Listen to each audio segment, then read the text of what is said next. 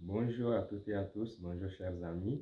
Je suis heureux de vous retrouver après cette trêve de un mois, du mois de Ramadan qu'on a observé pendant un mois.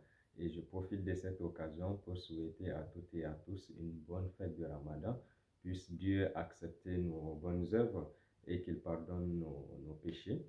Et pour reprendre nos vidéos, aujourd'hui, j'aimerais revenir sur les conclusions des assises nationales et la mise en œuvre des résolutions issues des assises nationales au Niger, dont l'une des résolutions qui consiste à prolonger la durée de la transition de 5 ans modulable. Modulable donc selon la condition ou la situation sécuritaire. Premier point, qui est l'organe ou quel est l'organe qui sera chargé d'évaluer la situation sécuritaire et de dire que la situation sécuritaire, à un moment donné, les conditions sont réunies pour mettre fin à la transition ou pour prolonger la transition. Donc ça, c'est un flou qui n'a pas été clarifié et donc qui laisse, à mon avis, un boulevard aux militaires de conserver le pouvoir pendant une durée indéterminée. Mais là n'est pas le problème, que ce soit les militaires qui veulent prolonger leur pouvoir. Le problème, c'est le respect de la parole donnée. Vous savez, moi, j'ai l'habitude de dire qu'au Niger, les coups d'État, ce n'est pas non plus une fatalité. C'est une conséquence des décisions prises par des hommes et des femmes. C'est une conséquence des décisions politiques. Je vous donne quelques exemples. Si vous prenez le coup d'État du Baré Menassara, il est intervenu au moment où la classe politique s'est embourbée dans une lutte sans fin et qui a causé en tout cas un blocage institutionnel et qui a fait que l'armée a fait irruption sur la scène politique.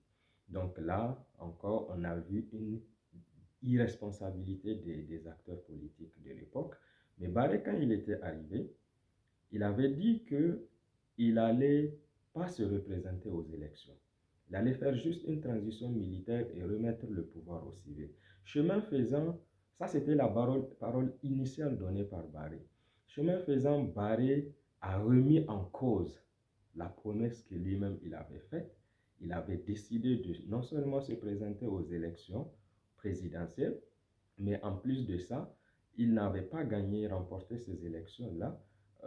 Il a imposé sa victoire alors que ce n'était pas lui qui avait gagné. Donc, il y avait eu une remise en cause de la parole donnée, mais en même temps une violation des règles, des règles du jeu. La conséquence, c'est qu'on a vu encore une fois l'apparition des militaires qui ont pris le pouvoir par la force et cette prise de pouvoir a malheureusement été très fatale au président Baré Menassara. Ensuite, il y a eu le président Tanja qui a eu ses 2 mandats constitutionnels pendant ces 10 ans où il a été élu et réélu. Il n'y avait pas eu de coup d'État.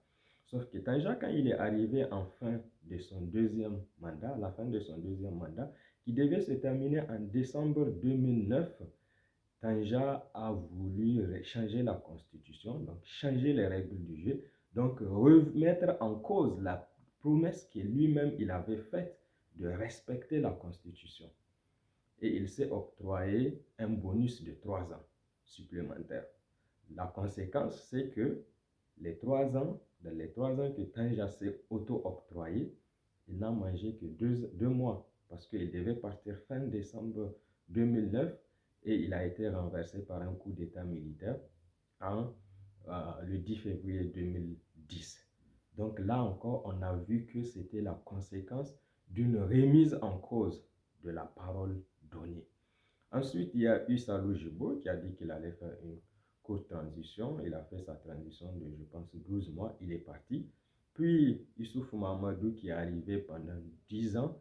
Il a eu ses 2 mandats constitutionnels sans que ses victoires ne soient véritablement contestées. Il est parti.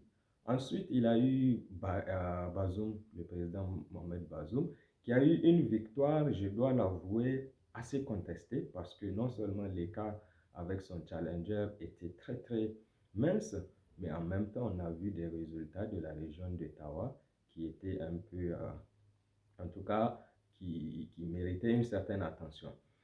Et donc, il y a eu des contestations. Peut-être qu'il y a eu aussi un changement des règles du jeu.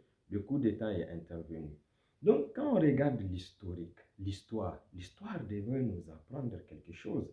Que le coup d'État au Niger, ce n'est pas une fatalité. C'est la conséquence de la remise en cause de la parole donnée. Et cette parole donnée, Tchani nous en avait donné aussi.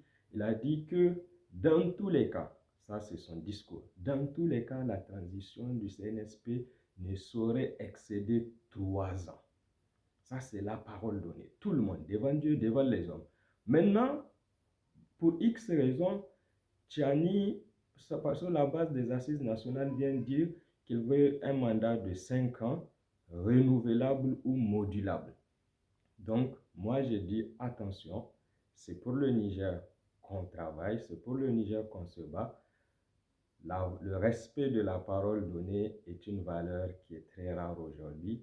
J'invite le président Tchani, j'en appelle au président Tchani de respecter sa parole donnée pour son propre bien, pour son propre bien, pour la finalité de son pouvoir, sortir par la grande porte, par la tête haute, avec la tête haute, et pour la stabilité des institutions politiques au Niger. Donc, respectons la parole donnée et mettons fin définitivement au coup d'État au Niger.